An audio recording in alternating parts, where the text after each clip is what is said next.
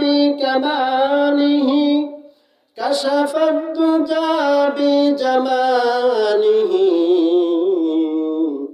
حسنت جميع خصاله صلوا عليه وآله أعوذ بالله من الشيطان الرجيم بسم الله الرحمن الرحيم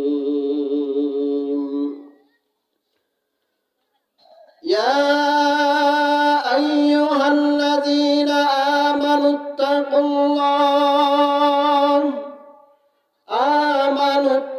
الله حق تقاته ولا تموتن إلا وأنتم مسلمون.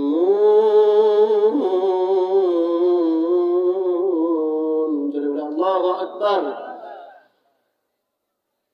وقال رسول الله صلى الله عليه وسلم أخلص دينك يكفيك العمل القليل. وقال رسول الله صلى الله عليه وسلم আলহামদুলিল্লাহ, সমস্ত প্রশংসা মহান রব্বুল আলামিনের দরবারে, যে আল্লাহ জাল্লা শাআনুহু আমাদেরকে অত্যন্ত ভালোবেসে মুহাব্বত করে দুনিয়ার সমস্ত কাজ কর্ম থেকে ফারেক করিয়া আজকের এই জালিসুর রহমান বেহেশতের বাগানে আসার বসার তৌফিক দান করছেন। যিনি কিছু কথা বলা এবং শোনার জন্য তৌফিক দান করছেন, এজন্য আমরা সকালে কালিমাতুশ শুকর আদায় করি বলে আলহামদুলিল্লাহ।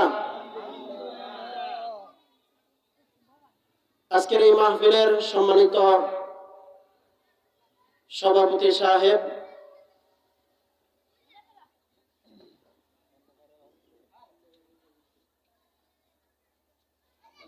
জনাব খন্দকার রিফাজউদ্দিন সাহেব, আল্লাহ তাআলা ওনার দীর্ঘ হায়াত কামনা করি আল্লাহ তাআলার কাছে। বারাকাল্লাহু ফি হায়াতি ওয়া লাকুম ফিল কুরআনিল আযীম। আল্লাহ যেন ওনার হায়াত বাড়িয়ে দেয়। তো আজকের মাহফিলের প্রধান বক্তা বিশিষ্ট আলেমে দ্বীন হযরত মাওলানা মুফতি ওমর ফারুক সাহেব হুজুর আসবে, ইনশাআল্লাহ ওয়াজ করবে। আমি 2-4 মিনিট শুধু এই এলাকারই, আমার এই এলাকায় আত্মীয় বাড়ি, এই হিসাবে আমি 2-4 মিনিট কথা রাখবো। যেহেতু অনেকে আবদার করছে যে বাগনা বলে ওয়াজ করে, তাই আমাদের কোনোদিন ওয়াজ শোনাইল না, এই জন্য একটু সময় আর কি আলোচনা করব। তো আসলে এখানের মূল আলোচনায় বক্তা সাহেবেরাই করবেন, আমি অল্প সময় কিছু আলোচনা করে ছেড়ে দিব ইনশাআল্লাহ। তো অল্প সময় আমি যদি 2-4টা কথা বলি, আপনারা কি শুনতে রাজি আছেন? তো আসলে আত্মীয় বাড়ি হিসাবে একটু হক আপনারা পায়া থাকেন, সেটাই একটু আদায় করার চেষ্টা করবো ইনশাআল্লাহ।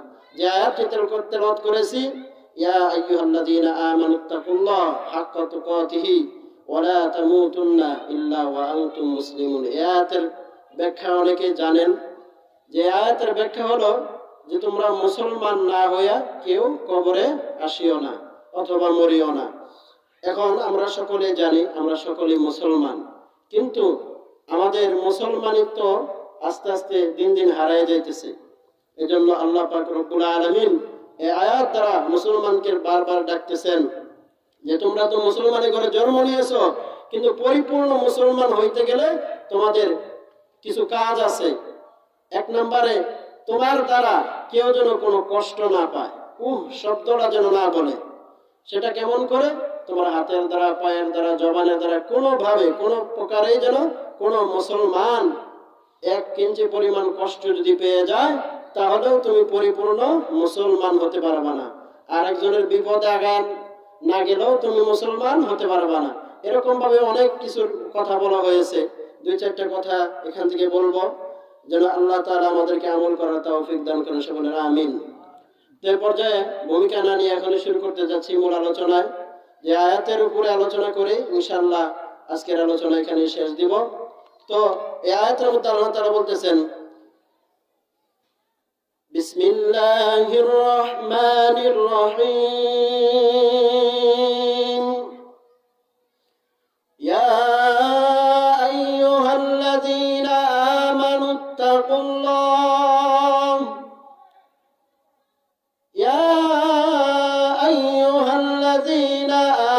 اتقوا الله حق تقاته ولا تموتن إلا وأنتم مسلمون جل الله أكبر আল্লাহ পাক রব্বুল আলামিন ডাক দিয়ে বলতেছেন ইয়া আইয়ুহাল্লাযীনা আমানুত্তাকুল্লাহ হে ঈমানদার বিশ্বাসী লোকেরা ইয়া আইয়ুহাল্লাযীনা আমানুত্তাকুল্লাহ তোমরা আমলকারী হয়ে যাও তোমরা গুনাহ থেকে ফিরে এসে তোমরা নেক আমল করো আমি আল্লাহর জন্য হাক্ক তুকাতিহি এবং তোমাদের অন্তরে ভয় রাখো আমি আল্লাহর ভয় দুনিয়ার কোনো মানুষের ভয় নয় দুনিয়ার কোনো নেতার ভয় নয় দুনিয়ার কোনো শক্তিশালীর ভয় নয় আমি আল্লাহর ভয় তোমরা তোমার অন্তরের মধ্যে ফিট করো আল্লাহর ভয় বলতে বোঝায় বাজান আল্লাহর ভয় আমি যা করি সমস্ত কিছু কে দেখেন আমি যা করতেছি সমস্ত কিছু আমার আল্লাহ দেখেন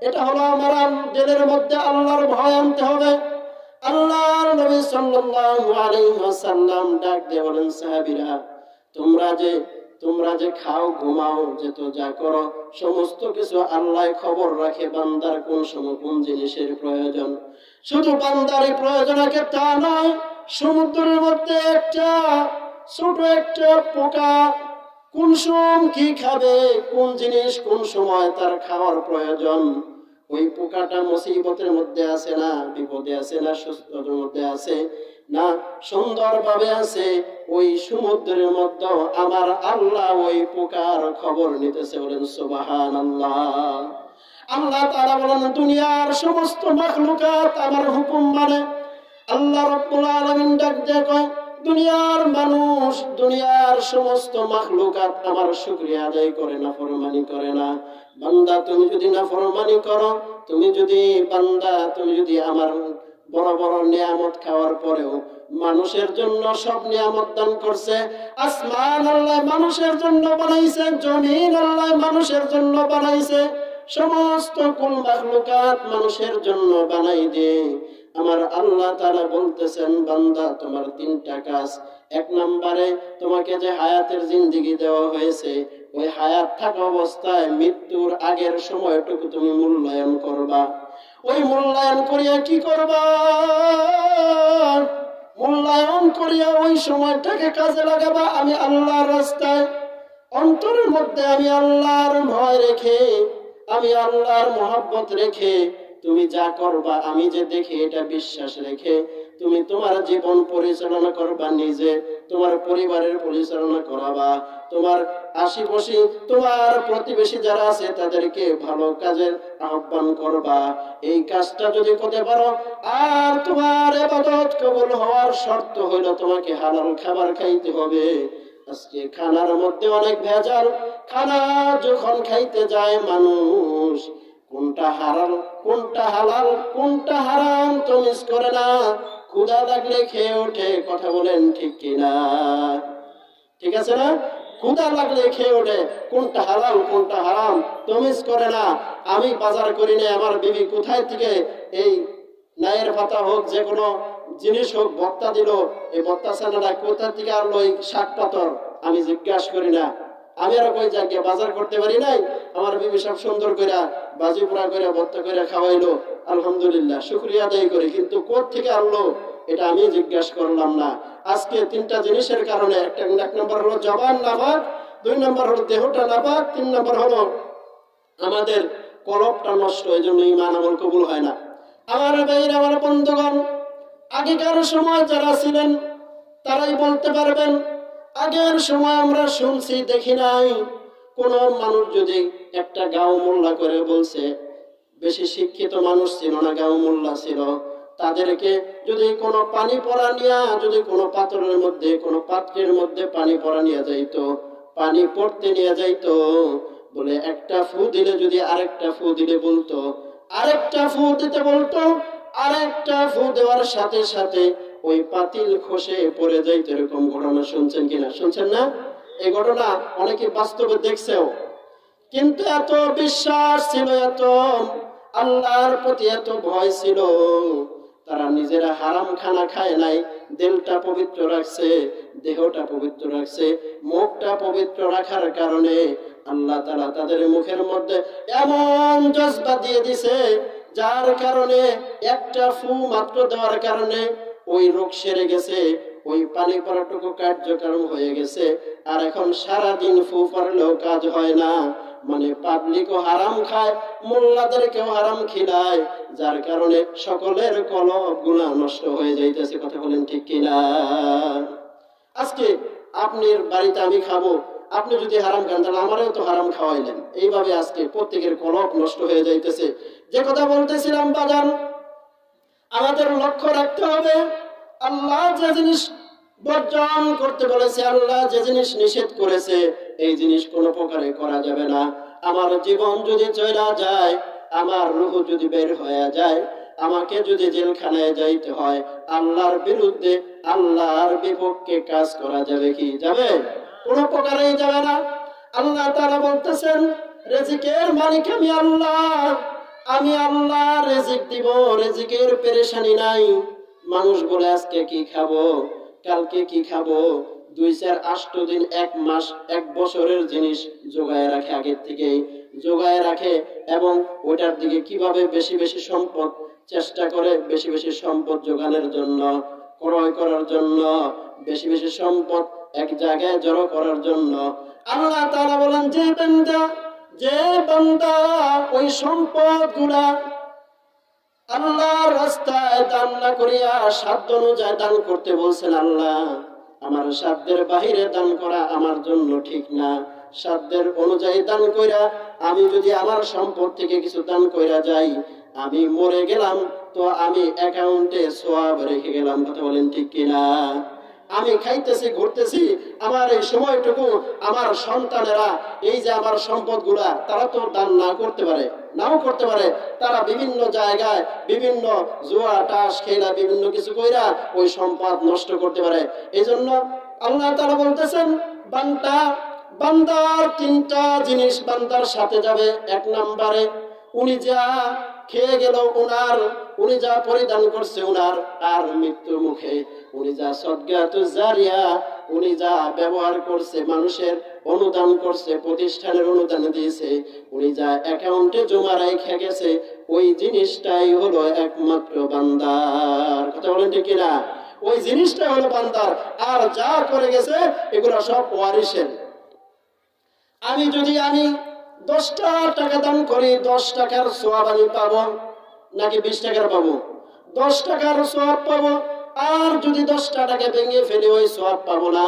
তবে যে পরিবারের মুখে ভালো খানা দেয়, ভালো পোশাক পরায়, ওটাও কিন্তু সদকায়ে জারিয়া হিসাবে আল্লাহর কাছে গ্রহণযোগ্য হয়। সুবহানাল্লাহ। এজন্য পরিবারের দিকে খেয়াল রাখতে হবে, পরিবারকে ভালো খানা, ভালো পোশাক দিতে হবে, পরিবারকে ভালো কিছু দিতে হবে, তাহলে ওটাও সদকায়ে জারিয়া। কোন মানুষ যদি মার মুখে 1 লোকমা খানা উঠায় দেয়, আল্লাহ তাআলা বলেন ওটাও সদকায়ে জারিয়া। কোন মানুষ যদি বিবাহিত থাকে, স্ত্রীর মুখে 1 লোকমা খানা উঠাই দিল, ওটাও কিন্তু সদকায়ে জারিয়া। কোন মানুষ যদি বড় ভাইকে খানা খাওয়ায় দেয়, ওটাও কিন্তু সদকায়ে জারিয়া। কোন মানুষ যদি আল্লাহকে খুশি করার জন্য কোন মানুষের উপকার করে, এটাও কিন্তু সদকাতুজ জারিয়া। কথা বলেন ঠিক কিনা? কিন্তু আমরা আজকে উপকারের চেয়ে বেউপকারী বেশি। আর 5 মিনিট সময় বলবো, তাই শেষ করে দিব ইনশাআল্লাহ। আল্লাহ পাক রব্বুল আলামিন বলতেছেন, যে আয়াতটা নিয়েছি, এই আয়াতের আলোচনা করতে গেলে এশারের 1 মুহূর্ত আলোচনা করলেও শেষ হবে না, রাত কি 10টায়ও শেষ হবে না, সারা রাত বললেও শেষ হবে না। একটা আয়াত দিয়া 2-4 ঘন্টা আলোচনা করা যায়, কিন্তু 2-4 ঘন্টা সময় নয়, 2-4-5 মিনিট সময় আপনারা দিতে রাজি আছেন কিনা? দিতে রাজি আছেন তো ইনশাআল্লাহ? 5 মিনিট সময়। আমি আসলে ওয়াজ করার নিয়ত এখানে বসে নাই। ওয়াজ করার একটা মন মানসিকতা, একটা টাইম অন্যভাবে লাগে। আমার ওয়াজ যারা শুনবেন ইউটিউবে সার্চ দিয়ে শুনতে পারবেন, আমি নাম বলে দিব। কিন্তু এখন আপাতত ওই ওয়ারিশ সুর্ত হিসাবে, কোন এখানে আত্মীয় বাড়ি হিসাবে 2-4টা কথা বললাম, এটা ওয়াজ না, এটা কোন রকম একটু আলোচনা করা। বলেন যে বাংলা বলে বিরাট বক্তা কি ওয়াজ করলো, এটা ওয়াজ না। এটা আমি বলি না যেটা ওয়াজ করলাম, অল্প সময় আপনাদের সাথে কথোপকথন করে কাটাই দিলাম। যে কথা বলতেছিলাম, আল্লাহ পাক রব্বুল আলামিন বলেন, তোমাদেরকে যে আমি বলছি তোমরা মুসলমান না হয়ে মরিও না। মুসলমান তো তোমরা মুসলমানের ঘরে জন্ম নিয়েছো, কিন্তু প্রকৃতপক্ষের মুসলমান ওই ব্যক্তি যারা হাতের দ্বারা, পায়ের দ্বারা, জবানের দ্বারা, যার শরীরের অঙ্গ প্রত্যঙ্গের দ্বারা অন্য মানুষ নিরাপদ থাকে, কষ্ট পায় না, ওই হলো পরিপূর্ণ মুসলমান। চিল্লায় বলেন সুবহানাল্লাহ। ওই ব্যক্তি হলো পরিপূর্ণ মুসলমান, যার হাতের দ্বারা, পায়ের দ্বারা, জবানের দ্বারা, শরীরের অঙ্গ প্রত্যঙ্গের দ্বারা অন্য মানুষ নিরাপদ থাকে, কষ্ট পায় নাই, ওই ব্যক্তি মুসলমান। আল্লাহ তাআলা বলতেছেন, আরেক প্রকার মুসলমান বলা হয়, তোমার জিন্দেগির মধ্যে শিরক বেদাত থাকবে না, তোমার জিন্দেগির মধ্যে শুধু আমল থাকবে, ভালো ভালো আমল, ওই ব্যক্তি হলো পরিপূর্ণ মুসলমান। আরেক প্রকার মুসলমান বলা হয়েছে, তোমার জিন্দেগির মধ্যে কোনদিন আল্লাহর সাথে শরীক করবে না, কোনদিন তোমার ওই জিন্দেগির মধ্যে আল্লাহর ছাড়া অন্য কাউকে তুমি কর্তা মানবে না, আমার রাসূলকে ছাড়া অন্য কাউকে নেতা মানবে না, ওটাও তোমার জন্য পরিপূর্ণ মুসলমানের একটা ক্ষেত্র। মুসলমানের অনেক শাখা প্রশাখা আছে। আরেকটা বলা হয়েছে, রাস্তার মধ্যে যদি কোনো আঘাতজনিত কিছু জিনিস পড়ে থাকে, কাঠা অথবা ইট পাটকেল, ওইটা সরাই দেওয়ার নামও কিন্তু পরিপূর্ণ মুসলমান। ওইটা উপকার করলে মানুষের থেকে ওটা সরাই নিলে সদকাতুল জারিয়া সওয়াব পাবেন, এবং আপনি মুসলমানের খাতায়, আপনার পরিপূর্ণ মুসলমানের খাতায় আপনার নাম চলে যাবে। এজন্য দুই চারটা আলোচনা যা করলাম আপনাদের সামনে, আল্লাহ যদি কবুল করেন, এতেই অনেক কিছু, কি বলেন ঠিক না? এতে অনেক কিছু। যদি আমল ওয়াজ করলাম বিরাট, আমল করলেন না, কোনো লাভ আছে? লাভ নাই। আর যদি আলোচনা অল্প সময় হয়, আমল যদি করা হয়, বক্তা শ্রোতা উভয়েরই লাভ। এজন্য আমি বলি কি, আজকে ওয়াজ হবে সারা রাত, কিন্তু ফজরের সময় মুসল্লি দেখা যাবে না। দেখা যাবে? ওয়াজের মাহফিলের প্যান্ডেল ভরে যাবে। ওই মানুষ যদি মসজিদে আসে, মসজিদে কিন্তু জায়গা ধরবে না, কিন্তু মসজিদে মানুষ খুঁজে পাওয়া যাবে না। এরা কি আসলে প্রকৃতপক্ষের মুসলমান? যদি মুসলমান হইতো, ওয়াজও শুনতো, নামাজও পড়তো। আজকে প্রকৃতপক্ষের মুসলমান না হওয়ার কারণে শুধু ওয়াজ শুনে আমল করে না, নামাজ পড়ে না, রমজানের রোজা রাখে না, এইভাবে অন্য অন্য আমলগুলো ছেড়ে দেয়। এক আমল করতে যায় আর এক আমল ছেড়ে দেয়। সর্বশ্রেষ্ঠ আমল হলো 5 ওয়াক্ত নামাজ। সে নামাজ আজকে আমাদের মধ্যে নাই, অথচ সারা রাত জায়গায় ওয়াজ শুনতে পারি আমরা। সারা রাত জায়গায় আমরা ওয়াজ শুনি। আমরা বিভিন্ন ভাবে আমল করার জন্য বিভিন্ন জায়গায় দৌড়াই, কিন্তু আমার আমল নাম আমার মসজিদের আঙ্গিনায় আছে, আমার আমল নাম আমার বাড়িতে আছে। আমি আমার মা বাবার খেদমত করলে, পরিবারের দেখশন করলে, 5 ওয়াক্ত নামাজ পড়লে, হালাল হারাম যদি বেঁচে খাই, আমার অন্য ওয়াজের দরকার নাই। তারপরে দিনে আলোচনা শুনলে রুহের খোরাক এটা একদিন পূরণ হবেই হবে।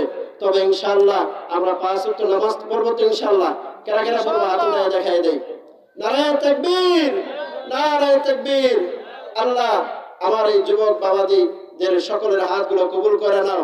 এখানে কেউ নানার বয়সী আছে, কেউ নানাও হয়, কেউ মামাও হয়, আবার এখানে বাবার বয়সী লোক আছে, স্নেহের কাছে ছোট ছোট বাচ্চারা আছে, যুবক ভাইয়েরা আছে, পর্দার মা বোনের আশেপাশে আছে।